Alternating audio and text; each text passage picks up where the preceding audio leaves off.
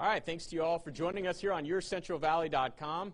Scott Moore, of course, he's a writer for BarkBoard.com, a Fresno State football insider. Big day for Fresno State football, Jackson. They hire Kalen DeBoer, former offensive coordinator under Jeff Tedford. What do you think about this hire?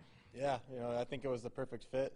There's a lot that goes into timing. Unfortunately, Coach Tedford had to step down, and as far as what the candidates were available and who it sounded like Fresno State was going after, it just seemed like Coach DeBoer checked more boxes than anyone else in just about every box. You look at his resume as a head coach, it may have been at an NAIA level, but 67-3, that's hard to dispute. His success at just about every stop that he's made has been impressive, and he certainly won the press conference today, I felt. He touched on, just about everything a Fresno State fan would want to hear, and I think it was that experience that he had with Coach Tedford. Tedford was trying to instill the tradition of Fresno State football and the pride of the program, and you could tell Coach DeBoer was well-versed into all those things. He may have been the offensive coordinator before, but the message was clearly passed along to him what people here in the Valley expect from the head coach, and he expressed just about everything you would think a Fresno State head coach should say.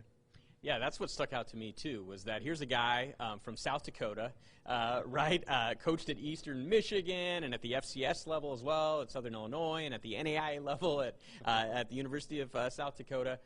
But today, when you listen to him, it sounds like he's a Fresno State alum, right, that he played football here at Fresno State. He even described Fresno State to me as kind of almost like his alma mater. Why do they get so much love for Fresno State?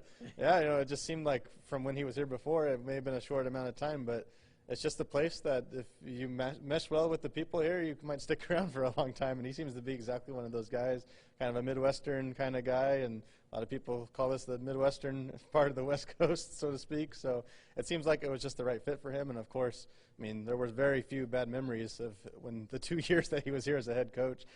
Fresno State fans may have experienced some of the losing that the Bulldogs endured last year, but for DeBoer, his last time here was Vegas Bowl, Mountain West Championship, and I think there's an expectation both off his family and personal life and that his time as a head coach are supposed to kind of pick up where that left off. Yeah, sounds like a gritty, gutty guy, right?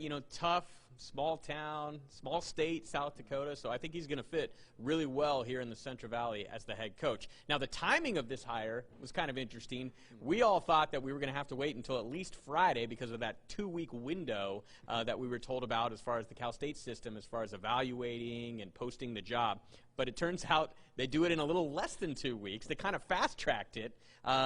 But very fortuitous because National Signing Day, the early National Signing period, starts tomorrow. What do you think about the timing? Yeah, that was huge. It's real close to that early signing day. It's as close as they can get pretty much. But the fact that they have a head coach, that's going to be big in some of those last recruits, determining whether they want to be here or somewhere else. Right now I'm looking at somewhere between at least 5 to 7 recruits that could be having that Fresno State hat on their table tomorrow and haven't quite decided yet. So this could flip some of those guys Fresno State's way. They've added another recruit yesterday, Tyler Mello from Hanford. So, the opportunity that this hire has created is going to put Fresno State in a really good spot come early signing day and give Coach DeBoer a really good starting point in terms of his National Signing Day in February when those recruiting efforts, they may wrap up a lot of it tomorrow, and that's something you don't see without a head coach. All right, finally for me, Coach DeBoer talked about continuity in the program, and we've talked a lot about continuity in the program. He's a guy who was an assistant coach under Jeff Tedford. You mentioned it. He was here for the glory days, right? 2 seasons ago and 3 seasons ago. So he comes in. It seems like all these Bulldog assistants have been recruiting as if, they plan on being at Fresno State under Kalen DeBoer. What's your gut say? Are most of these assistants going to stay on staff, or what do you think? I would expect most of them. Coach DeBoer kind of referenced that he knows a lot of the guys that were at least here before last season, and he called some of them friends. So, especially Ryan Grubb, a guy that he's had several stops with before. So I would anticipate the full Fresno State coaching staff under Kalen DeBoer to have a lot of the same flavor it does have now. But, at 4-8, he mentioned injuries were probably the biggest cause, but they may see some areas they may want to make a move, and he kind of left the door open, I think, for that, from what I heard. Yeah, Kalen DeBoer also talked about his love for Jeff Tedford, called it a little bittersweet that he would actually end up getting the job because Coach Tedford obviously had to step away because of health reasons, but he also called it a dream scenario, that when he was here at Fresno State, the thought of coming back as the head coach was kind of like a dream to him. So he's landed his dream job, for the time being. All right, that's Jackson Moore. We always thank him for coming on here on YourCentralValley.com. Scott Bemis signing off. Thanks for watching.